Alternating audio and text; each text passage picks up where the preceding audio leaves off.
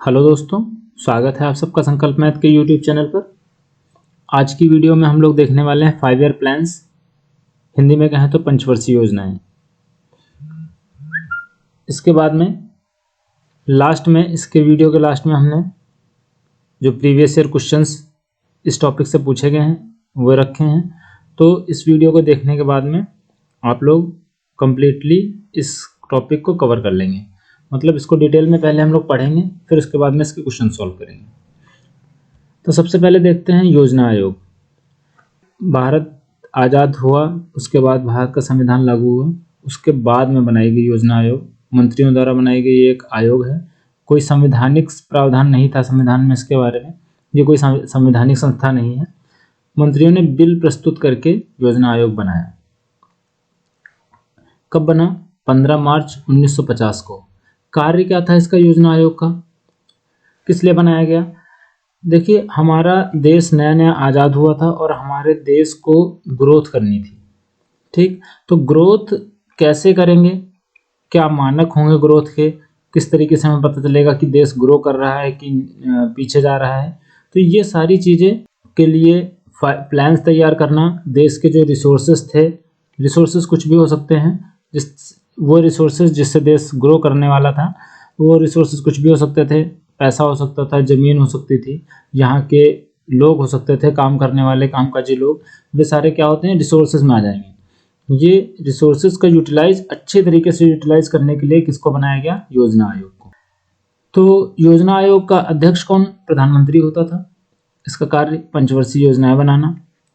इसी के साथ साथ में 13 अगस्त 2014 को योजना आयोग को खत्म कर दिया गया। इसके जगह पे नीति आयोग का गठन कर दिया गया।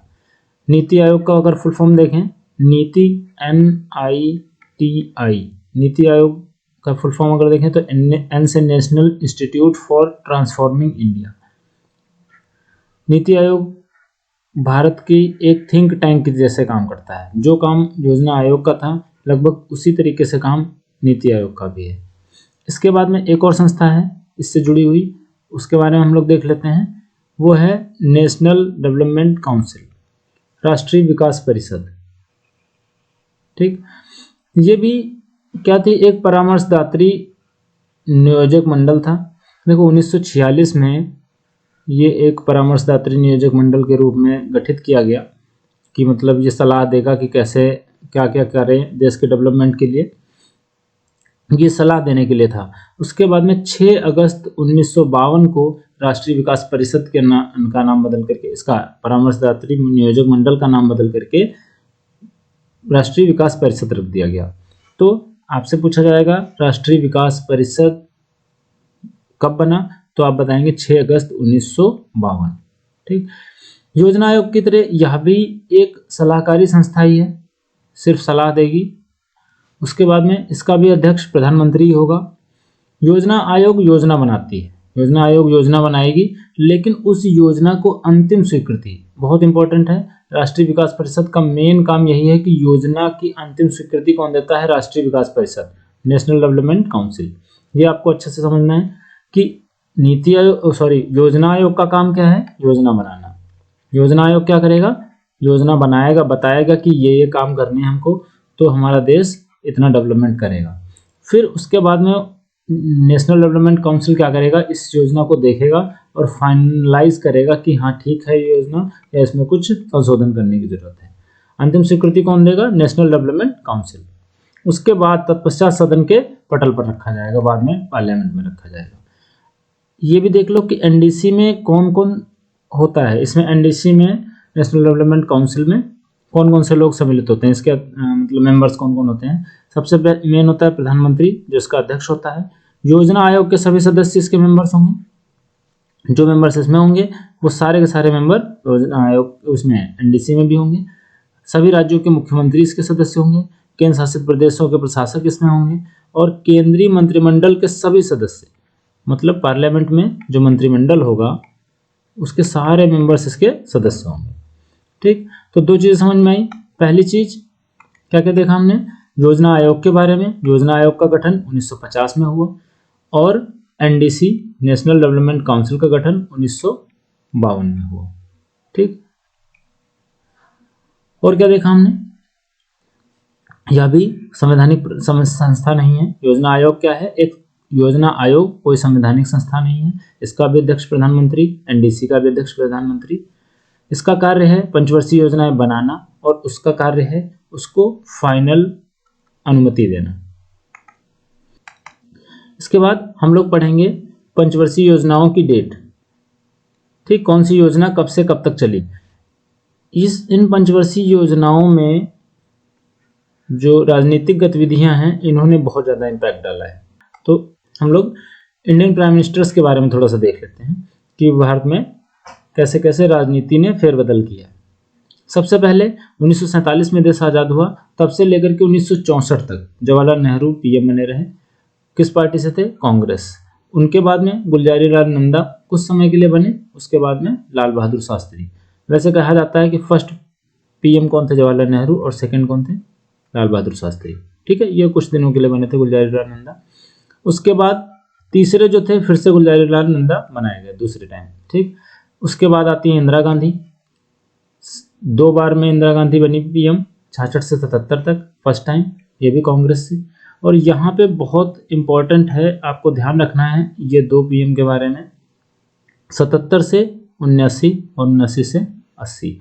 जनता पार्टी की सरकार बीच में यहाँ पे बनी 77 से लेकर के 80 के बीच में, और यहाँ से जब जब पार्टी में चेंज हुआ है तब तक आपके 5 ईयर प्लान्स भी चेंज किए गए हैं। ठीक, सबने जो पार्टी आती है अपने हिसाब से प्लान बनाती है डेवलपमेंट का। तो इसलिए देखिए 77 से 80 के बीच में क्या हुआ, राजनीतिक फेरबदल हुआ है, तो इसमें 5 ईयर प्लान्स में भी फेरबदल होगा। ठीक, उसके बाद में दूसरा टेन्योर इंदिरा गांधी फिर से 80 में इलेक्शन जीत जाती हैं और 80 से 84 तक रहती हैं। 84 में इनका असैसिनेशन हो जाता है और फिर से उसके बाद में राजीव गांधी पीएम बनते हैं। 84 टू 89 तक रहते हैं। फिर वीपी सिंह, चंद्रशेखर 90 में। अब देखो यहाँ पर भी जनता दल आ जाती है, 89 से 91 तक रहती है, 89 से लेकर के 91 तक।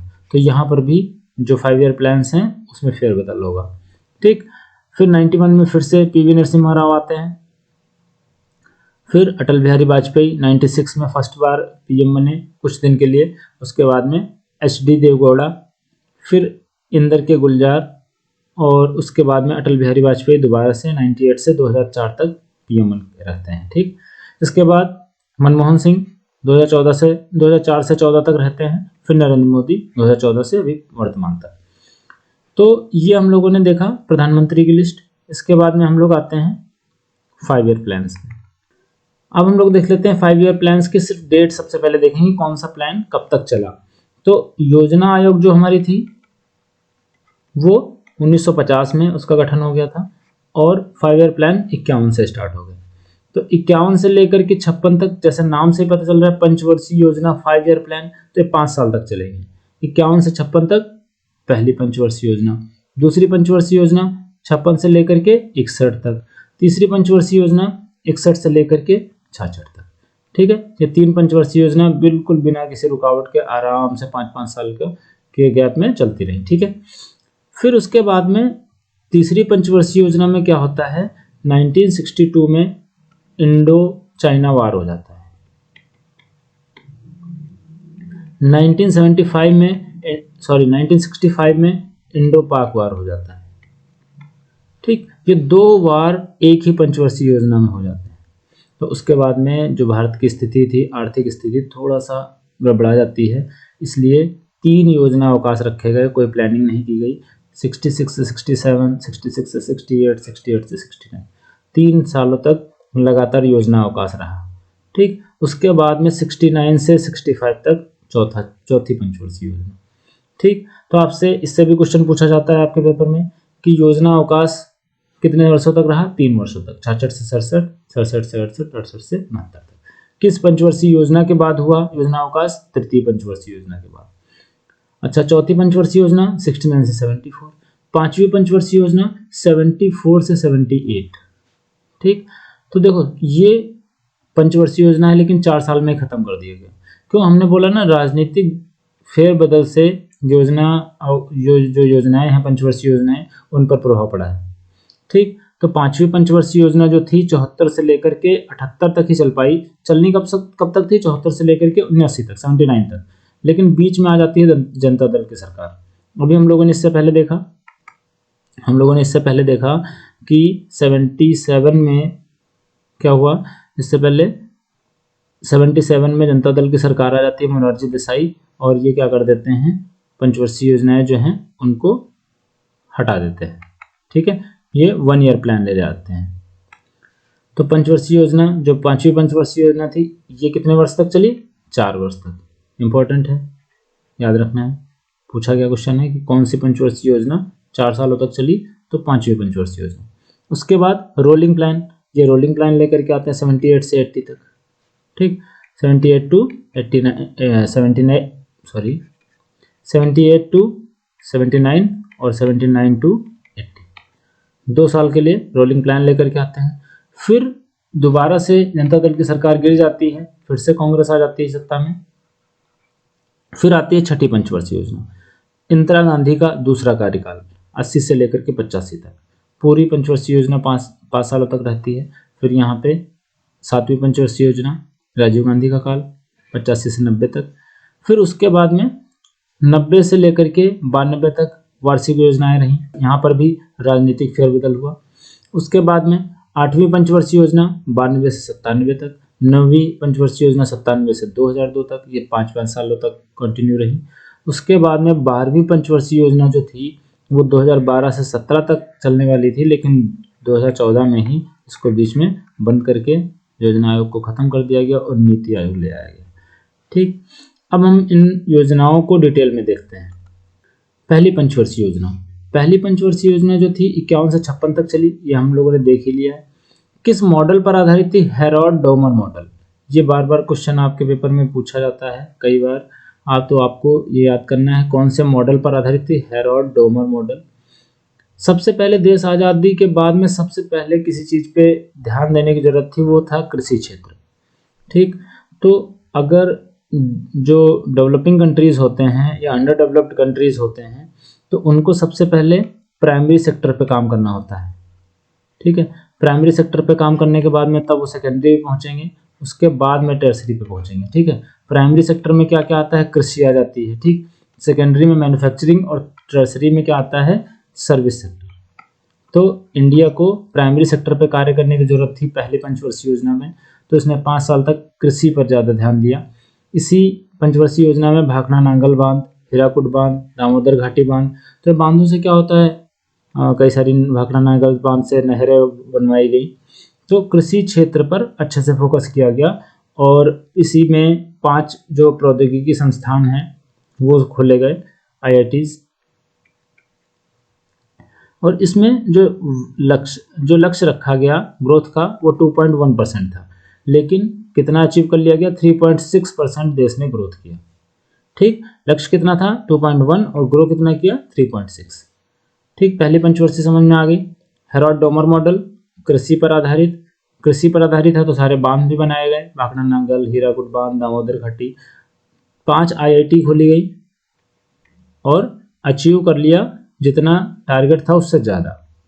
ठीक, कोई प्रॉब्लम नहीं हुई तो अचीव कर लिया उसने। इसके बाद में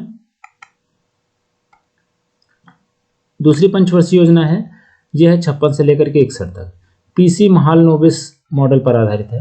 देखो, हेरोड-डोमर मॉडल और महालनोबिस मॉडल, इसमें कंफ्यूजन होता है। कई बार बच्चे भूल जाते हैं कि महालनोबिस फर्स्ट में है कि हेरोड-डोमर सेकंड में है।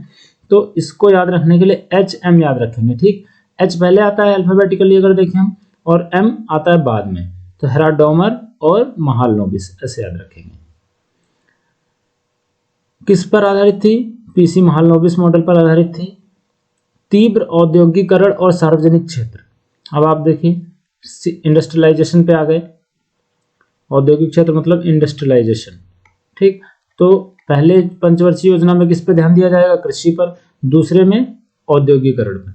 इसी में 3 स्टील प्लांट्स लगाए गए, एक भिलाई इस्पात संयंत्र, दुर्गापुर इस्पात संयंत्र और राउरकेला इस्पात संयंत्र।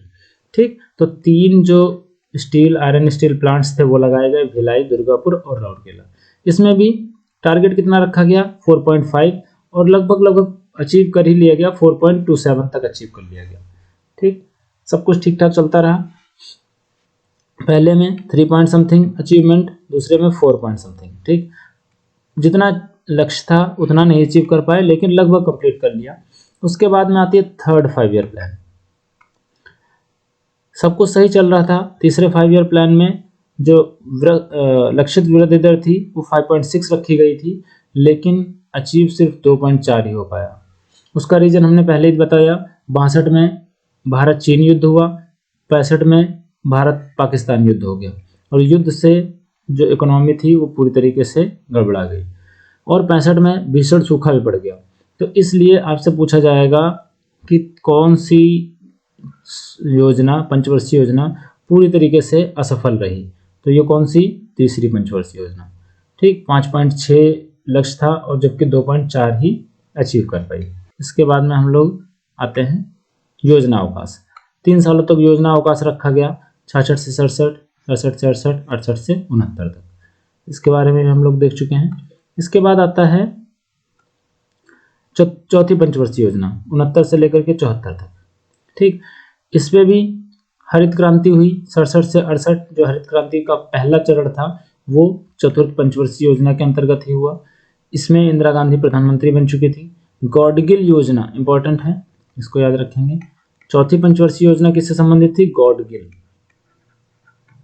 ठीक, गॉडगिल, देखो 4 अक्षर आ रहे हैं, गॉडगिल चौथी पंचवर्षीय योजना। ठीक, ऐसे याद रखेंगे। इसी में 14 प्रमुख बैंकों का राष्ट्रीयकरण हुआ, और इसी में लेकिन एक चीज और हो गई, 71 में भारत पाकिस्तान का युद्ध हो गया जिसमें बांग्लादेश अलग कर दिया गया था। तो 71 इसी के बीच में आएगा। अब जब जब वार होगा तब तक जो लक्षित विकास दर होगी वो अचीव नहीं कर पाएंगे। क्यों? क्योंकि वॉर से बहुत ज़्यादा इकोनॉमी को नुकसान होता है। तो लक्षित विकास दर 5.6 और वास्तविक विकास दर जो अचीव कर पाए वो 3.6 से था। 5वीं पंचवर्षीय योजना का जो मेन एम था वो था गरीबी उन्मूलन। 78 में मोरारजी देसाई सरकार ने इसको बंद कर दिया। भारतीय राष्ट्रीय राजमार्ग प्रणाली, नेशनल हाईवे जो सिस्टम है, उसकी शुरुआत इसी में की गई। ये इंपॉर्टेंट है, याद रखना। 20 सूत्री कार्यक्रम 1975 में 5वीं पंचवर्षीय योजना से शुरू किया गया। देखिए डीपी धर मॉडल, ठीक है, डीपी धर मॉडल इसी 5वीं पंचवर्षीय योजना में शुरू किया गया। देखो चौथी किससे थी? गॉडगिल से संबंधित, और 5वीं डीपी धर। ठीक, न्यूनतम आवश्यकता कार्यक्रम इसी 5 वर्षीय योजना में शुरू किया गया, और लक्षित विकास दर 4.4 थी और अचीव इसको पूरा कर लिया। 4.8 अचीव भी कर लिया था, 4 साल में अचीव कर लिया। तो पहली ने पूरा अचीव किया और 5वीं ने पूरा अचीव कर लिया जितना लक्ष्य रखा गया था। वो क्या क्या था 5वीं में, एक बार फिर से देख लेते हैं। सबसे पहले एम था इसका गरीबी उन्मूलन। 20 सूत्री कार्यक्रम स्टार्ट किया गया। राष्ट्रीय राजमार्ग प्रणाली न्यूनतम आवश्यकता कार्यक्रम शुरू किया गया। किस पर आधारित थी? डीपी धर मॉडल पर।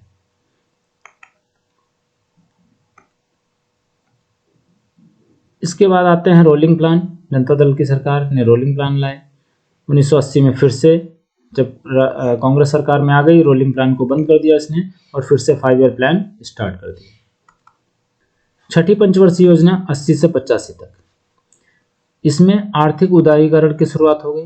आर्थिक उदारीकरण का मतलब होता है जैसे टैक्स थोड़ा कम कर देना। ठीक, तो ये क्या था? आर्थिक उदारीकरण। परिवार नियोजन कार्यक्रम की शुरुआत की गई और इसी में नाबार्ड बैंक की स्थापना की गई। देखिए इंदिरा गांधी का जो दूसरा टेन्योर कहा जाता है वो बहुत अच्छा कहा जाता है। ठीक है, 80 से लेकर के 85 तक, 80 से लेकर के 84 तक इनका टेन्योर रहा। इसमें बहुत अच्छे से काम किए इन्होंने। विद्युत उत्पादन पर सर्वाधिक बल दिया, नाबार्ड की स्थापना की, परिवार नियोजन कार्यक्रम चलाए और इनका जो लक्षित विकास दर था 5.2 और उससे अधिक अचीव कर लिया 5.7।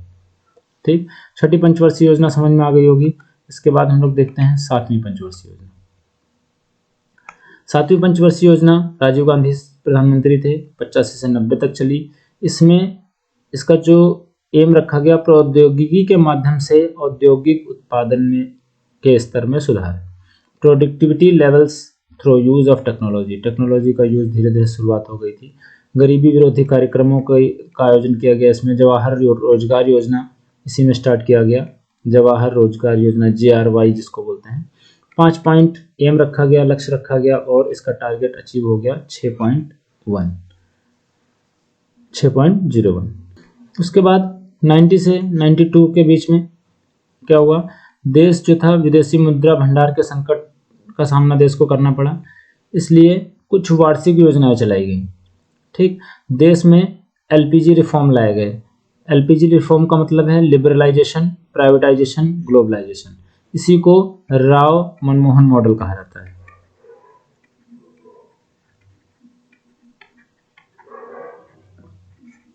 राव कौन थे? PV नरसिम्हा राव, ये PM थे, और मनमोहन थे वित्त मंत्री। ठीक है, तो LPG रिफॉर्म कब लाया गया? जो वार्षिक योजनाओं के अंतर्गत 1991 में। ठीक, ये पूछा जाता है क्वेश्चन, LPG रिफॉर्म कब लाया गया? तो 1991 में वार्षिक योजनाओं के अंतर्गत। इस मॉडल को और क्या कहा जाता है? राव मनमोहन मॉडल कहा जाता है। इसके बाद आती है 8वीं पंचवर्षीय योजना 92-97। अब आपने देख लिया LPG रिफॉर्म आ ही गए थे। LPG रिफॉर्म का मतलब होता है लिबरलाइजेशन, प्राइवेटाइजेशन, ग्लोबलाइजेशन। लिबरलाइजेशन मतलब थोड़ा सा लचीला हो जाना, मतलब जैसे टैक्स जो सिस्टम है उसमें थोड़ा सा छूट देना, यहाँ से टैक्सेशन कम करना। प्राइवेटाइजेशन को थोड़ा सा जितनी अपने पहले क्या करती थी सरकार, सारा का सारा अपने कंट्रोल में रखती थी। ठीक, सब कुछ वही सरकार ही करेगी, रेल का निर्माण खुद ही करेगी, प्लांट्स खुद ही लगाएगी, स्टील प्लांट्स, और एयरपोर्ट का निर्माण खुद ही करेगी, रोड का निर्माण खुद ही करेगी। लेकिन अब क्या धीरे धीरे प्राइवेट कंपनीज को भी मौका दिया जाने लगा। ग्लोबलाइजेशन मतलब विदेश की जो भी कंपनियां थी वो भी आकर के यहाँ पर इन्वेस्टमेंट करेंगी, ये ग्लोबलाइजेशन था। तो उसके बाद में जो 8वीं पंचवर्षीय योजना LPG रिफॉर्म के जस्ट बाद में आई, उसमें ही जो इंडिया था वो WTO का भी सदस्य बन गया। ठीक है, वर्ल्ड ट्रेड ऑर्गेनाइजेशन का सदस्य बन गया 1995 में। फिर इसका एम क्या क्या रखा गया? देखिए, जनसंख्या वृद्धि को नियंत्रित करना, गरीबी कम करना, रोजगार सृजन, बुनियादी ढांचे को विकास को मजबूत करना, पर्यटन का प्रबंध करना। इसके बाद में इसका एम क्या रखा गया? 5.6, और इसमें अचीव कर लिया 6.8। ठीक है, 8वीं पंचवर्षीय योजना में भी कोई दिक्कत नहीं हुई, सीधे आराम से चलता रहा और इसका एम अचीव हो गया। इसके बाद आती है 9वीं पंचवर्षीय योजना PM अटल बिहारी वाजपेयी 1997 to 2002। गरीबी के पूर्ण उन्मूलन को एम रखा गया और इसमें जो लक्षित विकास दर थी वो थी 7.1 और लगभग कंप्लीट कर ली गई, 6.8 तक कंप्लीट कर ली गई। लेकिन इसी में 1999 में कारगिल का वॉर हो गया, मतलब जो अचीवमेंट था थोड़ा कम रह गया। इसके बाद 10वीं पंचवर्षीय योजना 2002 से 2007 तक, गरीबी को 50% कम करना, 80 मिलियन लोगों के लिए रोजगार का सृजन करना, ये इसके एम थे। और इसका एम था क्षेत्रीय असमानताओं को कम करना। एम रखा गया, टारगेट रखा गया 8.1 और लगभग कंप्लीट कर लिया, 7.6 तक इसको अचीव कर लिया। 10वीं पंचवर्षीय योजना के बाद में 11वीं आती है 2007 से 2012 तक। इसमें तीव्र और अधिक समावेशी विकास इसका एम रखा गया। इसका और उद्देश्य क्या था? पर्यावरणीय स्थिरता और लैंगिक असमानता। C रंगराजन ने इसको तैयार किया। लक्षित विकास दर 9 थी और वास्तविक विकास दर लगभग 8% थी 11वीं पंचवर्षीय योजना का। 12वीं में देखते हैं। 12वीं पंचवर्षीय योजना 12 से 17 तक चलनी थी। तीव्र, अधिक समावेशी और धारणीय विकास इसका एम रखा था। उद्देश्य था इसका बुनियादी ढांचा परियोजना को मजबूत करना और सभी गांवों को बिजली आपूर्ति प्रदान करना। लक्षित विकास दर थी 9%। कितनी अचीव हुई पता नहीं, क्योंकि 2014 में इसको योजना आयोग को ही बंद कर दिया गया और पांच जो 5 ईयर प्लान थे इनको भी रोक दिया गया। तो इस तरीके से आप लोगों ने 5 ईयर प्लान्स समझ लिए होंगे अच्छे से, और अब हम लोग इस पे क्वेश्चंस देख लेते हैं। योजना आयोग द्वारा अब तक कितनी पंचवर्षीय योजनाएं बनाई जा चुकी हैं? तो 12 पंचवर्षीय योजनाएं। अगला है, भारत में योजना आयोग का गठन किस वर्ष किया गया? योजना आयोग का गठन 1950 में किया गया। पहली योजना 1951 में चलाई गई और राष्ट्रीय विकास परिषद का गठन 1952 में किया गया। 3 डेट याद रखना है। योजना आयोग 1950, पहली पंचवर्षीय योजना 1951 और NDC 1952। राष्ट्रीय विकास परिषद का गठन कब किया गया? 1952, 6 अगस्त 1952। पंचवर्षीय योजनाओं को अंतिम अनुमोदन कौन देता है? अभी हम लोगों ने पहले ही पढ़ लिया है, राष्ट्रीय विकास परिषद का काम ही यही है, पंचवर्षीय योजनाओं का अंतिम अनुमोदन देना। बनाना किसका काम है? पंचवर्षीय योजना बनाना, ये तो काम था योजना आयोग का, और इसको फाइनल, इसका अनुमोदन प्रदान करना, फाइनल स्वीकृति देना राष्ट्रीय विकास परिषद का काम है। भारत में पहली पंचवर्षीय योजना कब आरंभ हुई? ये आरंभ हुई 1951 से लेकर के 1956 तक चली। पहली पंचवर्षीय योजना हमें पता है 51 से लेकर के 56 तक चली, लेकिन 1 अप्रैल और 31 मार्च क्या है? भारत का जो वित्तीय वर्ष है वो अब 1 अप्रैल से लेकर के 31 मार्च तक चलता है। ठीक है, तो वित्तीय वर्ष हर वर्ष 1 अप्रैल से स्टार्ट होता है और 31 मार्च तक चलता है, इसलिए पंचवर्षीय योजना भी 1 अप्रैल 1951 से 31 मार्च 1956 तक चली। अगला क्वेश्चन है, प्रथम पंचवर्षीय योजना किस मॉडल पर आधारित थी? HM आपको याद रखना है, हेराल्ड डोमर मॉडल पहला और महालनोबिस मॉडल दूसरा, तो हेराल्ड डोमर पहला हो गया।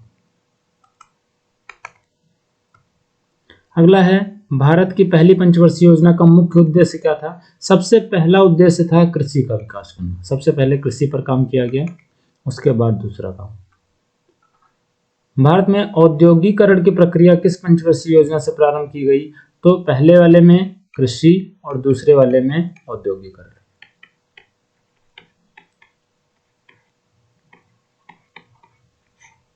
तो द्वितीय पंचवर्षीय योजना औद्योगिकरण से संबंधित। अगला क्वेश्चन है, द्वितीय पंचवर्षीय योजना कब से कब तक चली? तो 56 से लेकर के 61 तक चलेगी, 1 अप्रैल से लेकर के 31 मार्च तक चलेगी। द्वितीय पंचवर्षीय योजना किस मॉडल पर आधारित है? HM महालनोबिस याद रखना है हमें, PC महालनोबिस। अगला क्वेश्चन है, किस पंचवर्षीय योजना के दौरान देश में 3 लौह इस्पात संयंत्र स्थापित किए गए? पहला कृषि से संबंधित था, तो इसमें बांध बनाए गए, सारे डैम्स बनाए गए। दूसरा औद्योगिक इंडस्ट्रियलाइजेशन से संबंधित था, तो इसमें क्या किया गया? आयरन स्टील प्लांट्स लगाए गए। कब लगाए गए? द्वितीय पंचवर्षीय योजना में। अगला है, द्वितीय पंचवर्षीय योजना अवधि में 3 लौह इस्पात संयंत्रों को शामिल किया गया, कौन कौन से थे? भिलाई, दुर्गापुर, राउरकेला, ये सभी, तो तीनों थे, तो इसमें से ऑप्शन हो जाएगा, आंसर हो जाएगा सभी। तृतीय पंचवर्षीय योजना का मुख्य उद्देश्य क्या था? देखिए, पहला और दूसरी योजना बिल्कुल अच्छे से काम कर रही थी, तीसरे में भी काम करना था, क्योंकि पहले से क्या होगा ये कुछ नहीं पता होता किसी को, तो इसीलिए इसका मुख्य उद्देश्य रखा गया था आत्म पोषित विकास, कि जो विकास है वो अपने आप डेवलप होता रहे, अपने आप उसकी ग्रोथ होती रहे विकास की। तो तीसरे का एम तो बहुत अच्छा रखा गया था, आत्म पोषित विकास, लेकिन हो नहीं पाया वॉर की वजह से। फिर चौथी पंचवर्षीय योजना 69 से 74 को क्या कहा जाता है? हमने बताया था 4 गॉडगिल से याद रखेंगे, गॉडगिल 4 अक्षर हैं, तो चौथी पंचवर्षीय योजना। गॉडगिल किससे संबंधित है? गॉडगिल योजना किसको कहा जाता है? चौथी पंचवर्षीय योजना। 5वीं पंचवर्षीय योजना का अभिगम पत्र किसने तैयार किया? DP धर।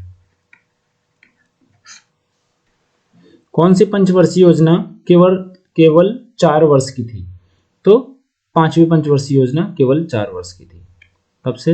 1974 से 78 तक। ठीक, बीच में इसको बंद कर दिया गया, जनता दल आकर के उसने बंद कर दिया इसको। अगला है, राष्ट्रीय कृषि और ग्रामीण विकास नाबार्ड की स्थापना कब की गई? किस पंचवर्षीय योजना के अंतर्गत? तो 6ठी पंचवर्षीय योजना के अंतर्गत नाबार्ड का विकास हुआ। हमने बताया था कि जो इंदिरा गांधी का जो दूसरा टेन्योर था वो बहुत अच्छा था, ये 1980 से लेकर के 85 तक योजना चली, लेकिन इस पंचवर्षीय योजना में उन्होंने काम बहुत अच्छे किए।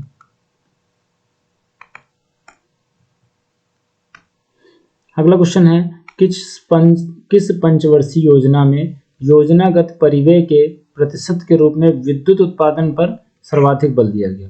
तो विद्युत उत्पादन पर सर्वाधिक बल दिया गया छठी पंचवर्षीय योजना में। आज की इस वीडियो में इतना ही रखते हैं। वीडियो अगर पसंद आई है तो वीडियो लाइक कर दें, शेयर कर दें अपने दोस्तों को, और हमसे जुड़े रहने के लिए चैनल को सब्सक्राइब कर लें। मिलते हैं नेक्स्ट वीडियो में। थैंक्स फॉर वॉचिंग संकल्प मैथ्स।